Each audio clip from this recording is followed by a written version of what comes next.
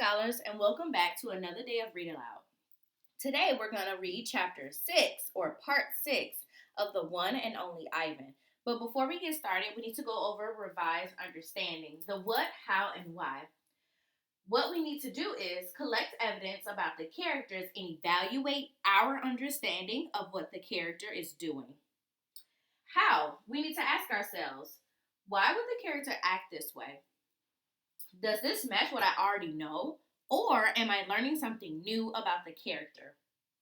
And why we're doing this is to make sure that we gain a better understanding of the lesson of the story. Today is going to be a little bit different. So today, you and I together are going to do the big idea and the text evidence. But for your activity, you're going to do this focus question. The focus question says, why does Mac give George money for crayons? How does your understanding of Mac change? We already know how Mac was in the beginning of the story. Now he's acting really, really mean to the animals, and he's really upset because he's losing money because no one wants to come and see Ivan. We know that he's being a mean person. But answering this focus question, we're going to think about how does Mac change? And we're also going to answer this question using race, all parts. R stands for restate. Then answer the question. Cite your text evidence, and then explain your answer. You're going to set your paper up just like Miss McKinney's so you can check off each part of race as you do it while you're answering the question. But today we're going to focus on the big idea and the text evidence in this video. And then the focus question will be your activity. So go ahead and open the PDF file to page 43 and we'll continue reading. Julia. Like the Spit Pebble children, Julia is a child. But that, after all, is not her fault. While her father, George, cleans the mall each night, Julia sits by my domain. She could sit anywhere she wants, by the carousel and the empty food court, on the bleachers coated in sawdust. But I'm not bragging when I say she always chooses to sit with me. I think it's because we both love to draw. Sarah, Julia's mother, used to help clean the mall. I'm going to stop there so we can look at our big idea. Julian's mom, Sarah, is sick. This is a conflict for Julia and her dad, George. We know that Julia likes to sit with Ivan and draw.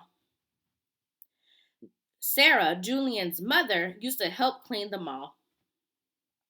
But when she got sick and grew pale and stopped, Sarah stopped coming.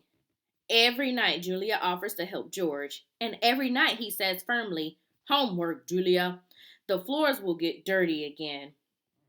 Homework, I have discovered, involves a sharp pencil and thick books and long sighs. I found my text evidence to support the big idea about Sarah, Julian's mom, being sick. So I'm going to make sure that I write that text evidence. I'm going to write my page number. I found my answer on page 43. Then I'm going to write my quotation marks because it comes right out of the book.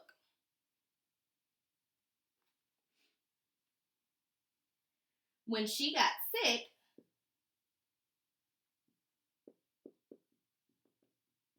and grew pale,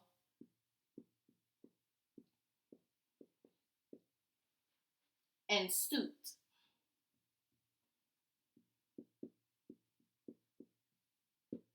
Sarah stopped coming.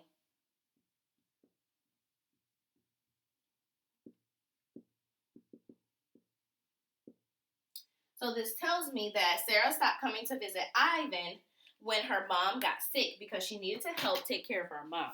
Let's keep reading. Homework, I have discovered, involves a sharp pencil and thick books and long sighs. I enjoy chewing pencils, but I am sure I would excel at homework. Sometimes Julia dozes off, and sometimes she reads her books, but mostly she draws pictures and talks about her day. I don't know why people talk to me, but they often do. Perhaps it's because they think I can understand them, or perhaps it's because I can't talk back. Julia likes science and art. She doesn't like Lila Burpee, who teases her because her clothes are old. And she does like Deshaun Williams, who teases her too, but in a nice way. And she would like to be a famous artist when she grows up. Sometimes Julia draws me. I am an elegant fellow in her pictures, with my silverback gleaming like moon on moss. I never look angry the way I do on the fading billboard on the highway. I always look a bit sad, though. I love Julia's pictures of Bob. She draws him flying across the page, a blur feet of fur.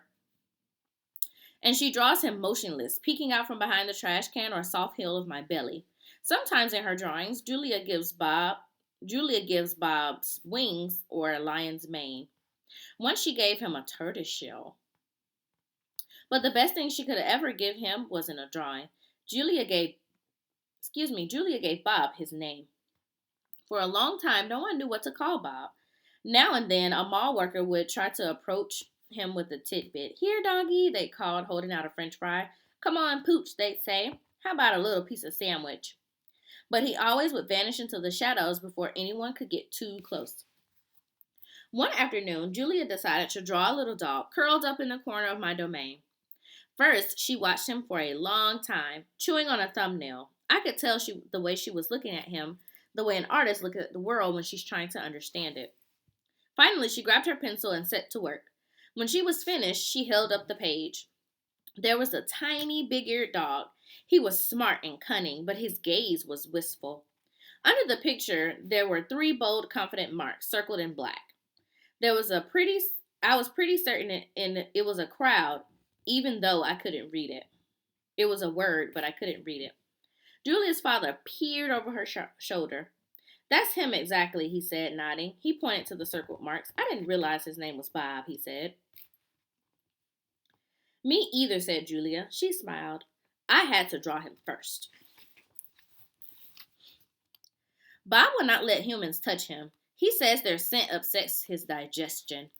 But every now and then I see him sitting at Julia's feet. Her fingers move gently just behind his right ear. Mac.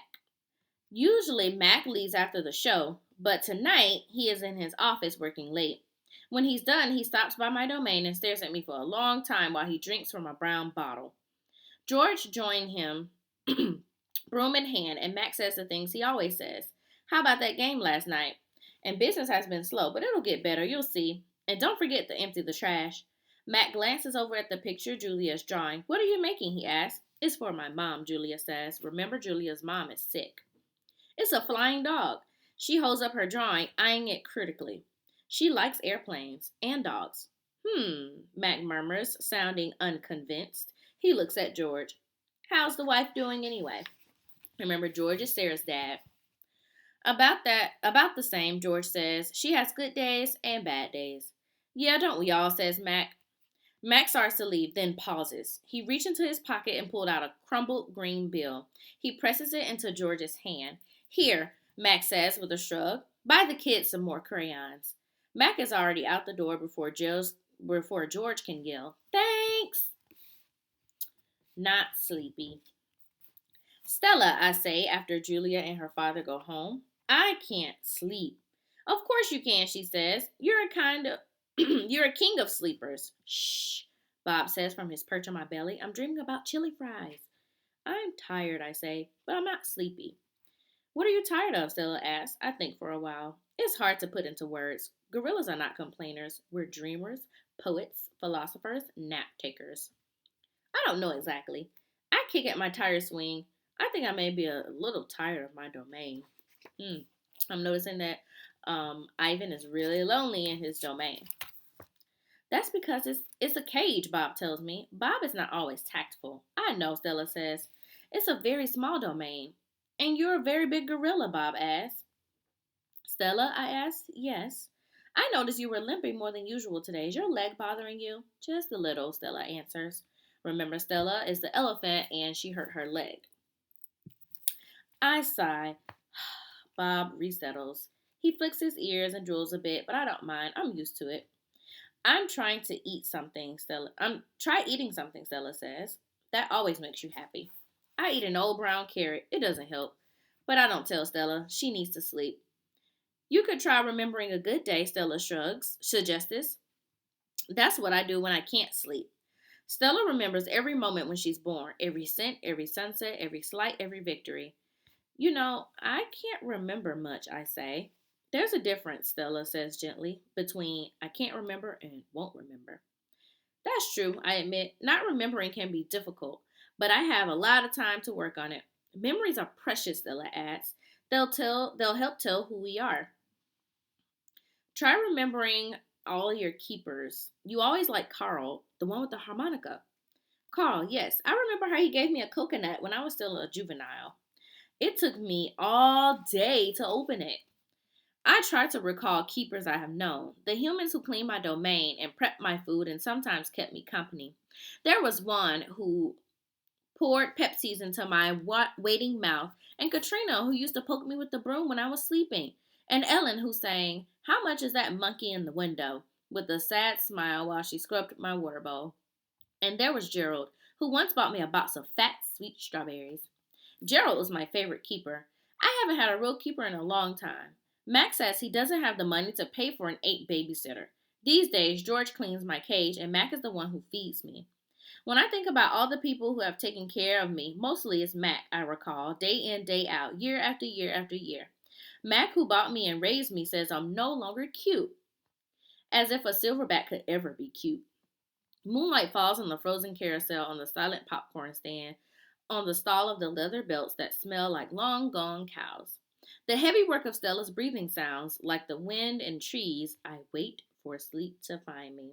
It seems like Ivan's internal conflict is starting to become a little worse. He's having trouble sleeping because he's tired of being in his domain the whole time. He knows that he's unhappy, but doesn't understand totally why he feels that way. We also need to learn that he is used to having keepers that he liked, but now he doesn't have anyone to just randomly take care of him. So I'm thinking that that's going to impact Ivan's loneliness even more. Remember, for this activity, you're going to answer the focus question. Why does Mac give George money for crayons? And how does your understanding of Mac change? I can help you a little bit with this question. We know that in the beginning, Mac has not been so nice, and he has been very upset that he hasn't been getting customers to come to his circus. So now we need to think about how has Mac changed. Use all parts of race. Restate, answer the question, cite text evidence and the page number, and explain. I can't wait to see your work.